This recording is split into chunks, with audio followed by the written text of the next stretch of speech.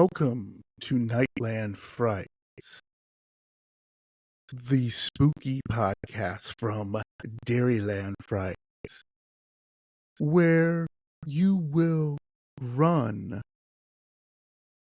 hide, scream, repeat.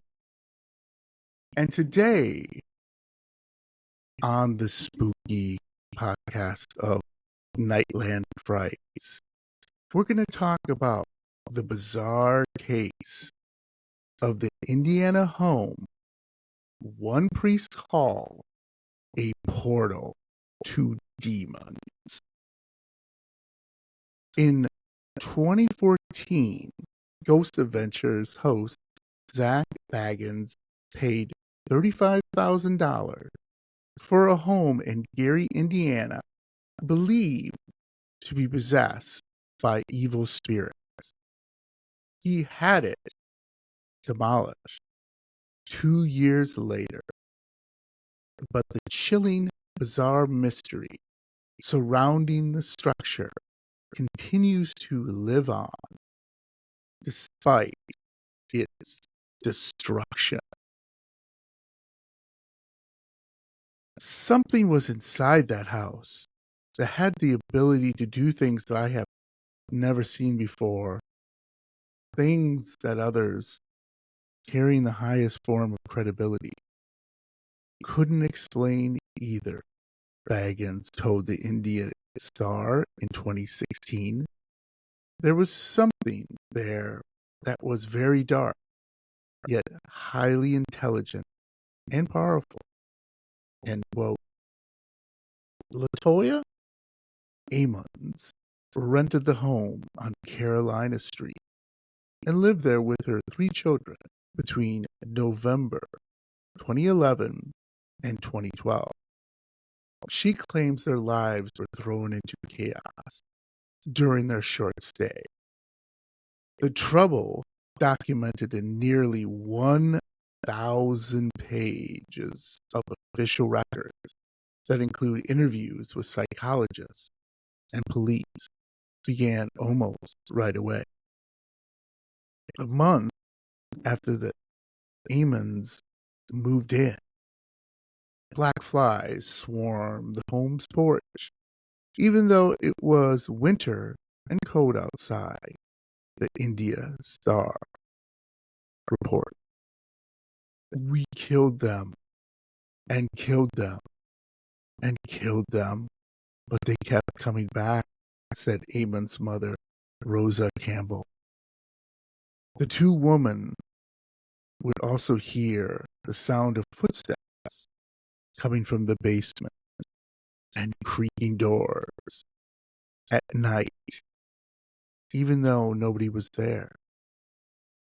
The family's terror grew when Amon's young children, then ages 7, 9, and 12, seemed to be affected by whatever was in the house. Around 2 a.m., March 10, 2012, Campbell awoke to screams and found her 12-year-old granddaughter levitating above the girl's bed. I thought, what's going on? Campbell recalled. Why is this happening? On other occasions, the children's eyes bulged and they spoke in deep, demonic voices. The family said Amon's youngest son would sit in the closet having conversation with an unseen presence. Her middle boy described what getting killed felt like. Perhaps the eeriest incident occurred when the Department of Child Services was asked to investigate the Amons for possible child abuse, and case manager Valerie Washington interviewed the family at an area hospital. The Indy Star, citing Washington's report, reported that during the interview, the 7-year-old girl had a weird grin on her face. He then walked up the wall, flipped over his grandmother, and stood there. Willie Lee Walker, a registered nurse who witnessed the incident in the small exam room, later told the newspaper, "There's no way he could have done that." Washington later confirmed the authority. The child glided backward on the floor, wall, and ceiling. A police report stated, despite Eamon's summoned Reverend Michael Majone in late spring 2012 to perform multiple exorcisms at the property, he called a portal to demons. While some remain skeptical about the Eamon's experience, then Gary Police Chief Captain Charles Austin admitted he is not one of them after he visited the home multiple times for its destruction. "I am a believer," he told Indie Star. Eamon's eventually moved her family out of the home, as she has always believed it was possessed by demons. "When you hear something like this," she said, "don't assume it's not real, because I lived it. I know it's real." So that was a spooky tale about the house portal to demons in Gary, Indiana. Now, let's talk about a little more in depth. Why would Zach Baggins destroy that house? Here are some more of the story to make you think about why this house was the portal to demons. LaToya Amon moved her family into a quaint one-story home in Carolina Street in November 2011. But were what she believed to be demonic forces that forced her and her loved one to flee in terror just 6 months later real, or products of their overactive imagination? The first sign something was terribly wrong came in the form of giant black flies that descending on the home's screened-in porch. Despite the cold weather in December, Rosa Campbell, Eamon's mom, said, "We killed them, but they kept coming back." Neither was the terror on March 10th, 2012, at around 2 a.m. The family and some friends they had been hosting were sleeping when Eamon's 12-year-old daughter began screaming. Campbell said they ran into the girl's room and discovered her levitating above the bed. "I thought, what's going on? Why is this happening?" said the grandmother, who began praying with Eamon's and their guests. The girl finally descended and regained consciousness, but she didn't remember a thing, unlike their visitors who couldn't forget what they saw and refused to ever return. Another night, said Eamons, she woke up to a figure pacing in her living room, but when she sprang up to investigate it further, all she found were wet boot prints. And on multiple occasions, the sound of footsteps descending their basement stairs and the creaking of the door to the kitchen left everyone rattled. Yet nobody was ever there. And all they could do was make sure the door was kept locked. Amons and Campbell decided divine intervention was the only way to deal with what they were certain had to be a demonic activity. We need help. We need to talk to someone who knows how to deal with it, Campbell recalled, telling her daughter at the time.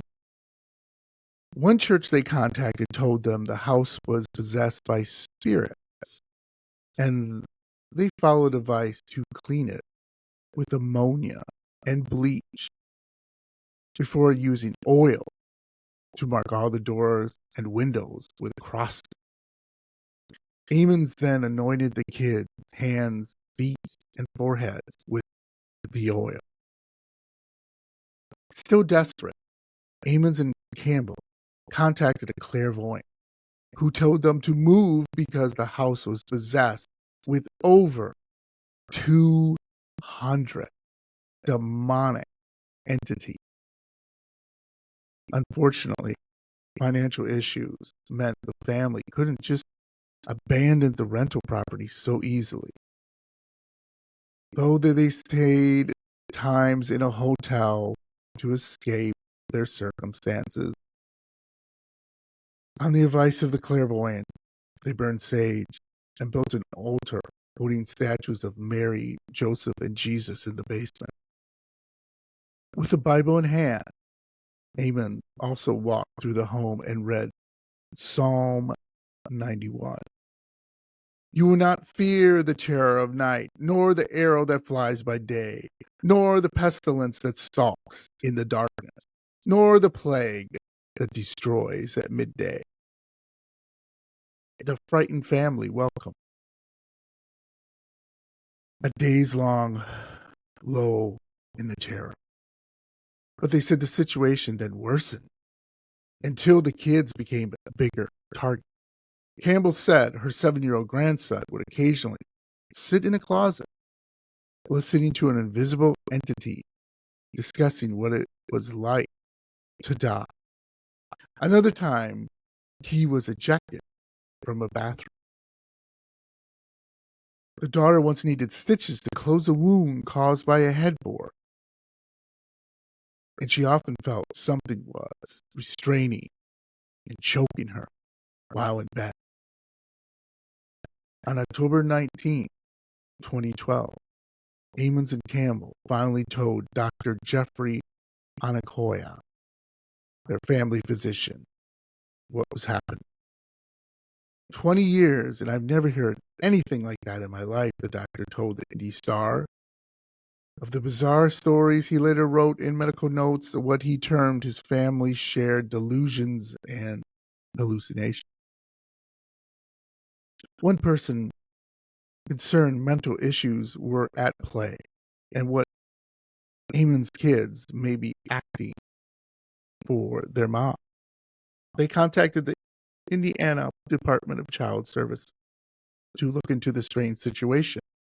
However, Valerie Washington, a DCS manager assigned to the case, told police that the Amons underwent a psychiatric evaluation that was deemed to be that they are of sound mind. Washington additionally noted that one time she visited with the 7-year-old boy. He began growling, baring his teeth, and choking his older brother while telling him, "It's time to die, and I will kill you." If the DCS employee harbored any doubts the boys were play acting, she soon changed her mind. According to a report she filed, Washington wrote, she and nurse Willie Lee Walker were in a room examining Amon's 9-year-old son when the boy got a weird grin on his face. Washington told the police the child glided backward on the floor and on the ceiling, and an evil influence could be responsible. He walked up the wall, flipped over, and stood there, Walker told the nurse later. There's no way he could have done that. Both Washington and Walker ran from the room The kid was not himself when he did that," said Walker. "We didn't know what was going on. That was crazy." I was like, everybody's got to go. Even the police had a hard time doubting the veracity of the spooky stories. "I'm a believer," Charles Austin, Gary's former longtime police captain, said after investigating the Eamon's unsettling claims, which he initially assumed were invented as a way for the Eamons to make some money. According to Austin, officers who visited the home had their recording devices and other equipment malfunction. One detective heard a faint "hey" whispered on some audio he recorded at the scene. Photos snapped had strange markings, including what appeared to be a face and silhouette. After the visit, Austin said his garage door wouldn't open, and his seat in his Infiniti started moving, even though he was not touching the control. Still, not everyone was a believer. Clinical psychologist Stacy Wright noted in a report after evaluating the youngest son, "This appears to be an unfortunate and sad case of a child who has been induced in a delusional system perpetuated by his mother and potentially reinforced." End quote. Joel Schwartz concurred with the Wright's assessment after speaking with the other two children. They also appear to be in need to assess the extent of which Eamon's daughter may have been unduly influenced by the mother's concern that the family was exposed to paranormal activity. End quote. Eamon's and the three children who were temporarily removed from her custody during the DCS investigation finally abandoned the Carolina Street home in 2012. Just the day after the Reverend Michael Maginot visited and called it a portal to demon.